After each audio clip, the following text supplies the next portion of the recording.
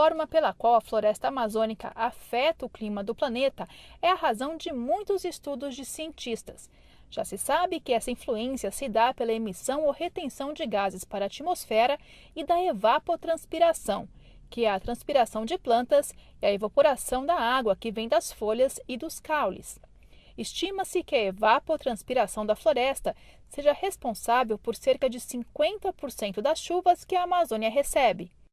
Recentemente, em um artigo publicado na revista Scientific Reports, físicos da USP, da Escola Normal Superior em Paris e do Instituto Potsdam para a Investigação do Impacto Climático na Alemanha apresentaram resultados de um modelo matemático simples que mostra como o desmatamento da floresta pode afetar o clima do continente sul-americano. O que a gente fez foi escrever um sistema dinâmico, representar toda essa complexidade que é o clima, a circulação da atmosfera, a biosfera e os oceanos, em 5 ou 6 equações matemáticas, representando o que acontece com a umidade que está presente no ar, quando ela vem carregada pelo vento do Oceano Atlântico, passa por cima da Amazônia, até chegar aqui no Sudeste. A gente conseguiu isolar exatamente esse mecanismo de retroalimentação entre a redução de chuva e redução na velocidade do vento que transporta esse vapor de água.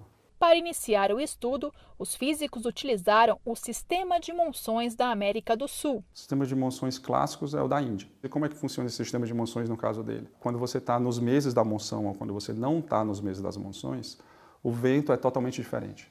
Então, nos meses da monção indiana, o vento está vindo do oceano para cima do continente, trazendo uma quantidade enorme de umidade e chove muito, muito, muito.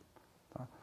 Quando você não está no mês da monção, são os meses mais secos. Então o vento está soprando ao contrário, vindo do continente para o oceano. E aí não chove. Então o que acontece no nosso sistema de monção é que na época do nosso verão, dezembro, janeiro, fevereiro, março, por aí, o vento está mais intensificado. Está mais forte, está transportando mais umidade vindo do oceano.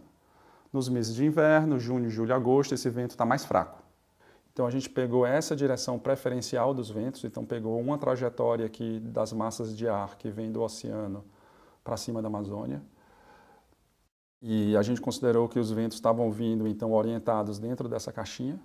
E a gente começou a fazer experimentos com o nosso modelo simplificado, provocando desmatamentos em posições diferentes dentro dessa caixa e numa quantidade diferente dentro da caixa.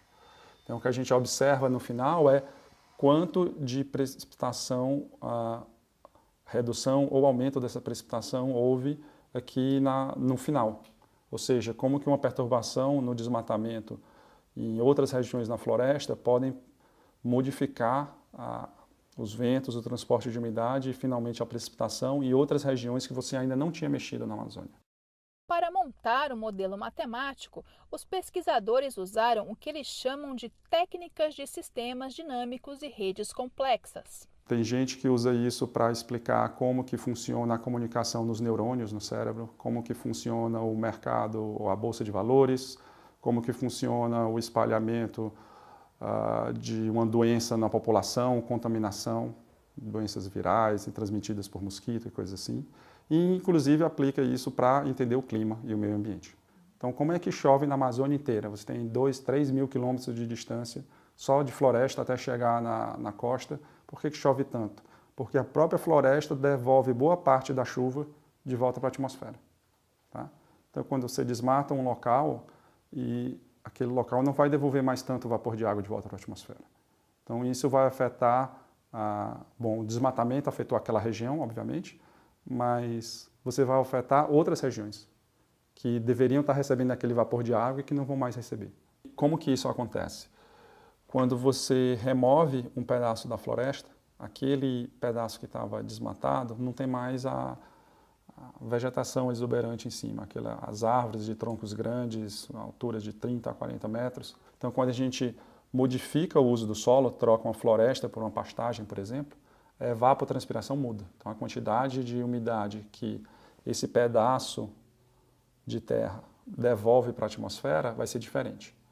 Como os ventos estão trazendo o ar úmido que vem do oceano e as chuvas sempre removem a quantidade de água que está sendo carregada pelos ventos, se tem muito desmatamento, o vento acaba secando. E aí, quando ele chega numa região, mesmo que tenha floresta mais para frente, a quantidade de chuva vai ser menor, porque o ar não está úmido o suficiente, não tem umidade na atmosfera para precipitar. A bacia amazônica cobre cerca de 6 milhões de quilômetros quadrados. No Brasil, que engloba cerca de 60% da bacia amazônica, o bioma cobre 4,2 milhões de quilômetros quadrados. Segundo dados do Instituto Nacional de Pesquisas Espaciais, o INPE, já foram desmatados 700 mil quilômetros quadrados da floresta. Então, do ponto de vista da floresta, o que se sabe é que ela tem pelo menos 2 pontos de equilíbrio. Tá? Um ponto de equilíbrio seria o que a gente tem hoje, onde chove bastante, a vegetação é bem exuberante, árvores enormes com troncos grandes acumulando muito carbono. O solo é pobre, mas essa grande floresta sobrevive da liteira, daquela massa de folhas e material que a própria floresta produz e joga na superfície do solo. Isso vai introduzindo novos nutrientes e a floresta se mantém. E tem muita chuva. Então tem um outro estado de equilíbrio, que é um estado mais parecido com o cerrado. Então se a gente for passeando desde a Amazônia e vindo mais para a região sul, e a gente vai chegar numa hora que vai desaparecendo a floresta, as árvores vão ficando menores, de menor porte, vai ter menos evapotranspiração, vai ter menos precipitação e a gente está se aproximando do cerrado até fazer essa transição. Então, exatamente onde está esse limite depende de, naquela região, em que posição, em que estado de equilíbrio está o sistema.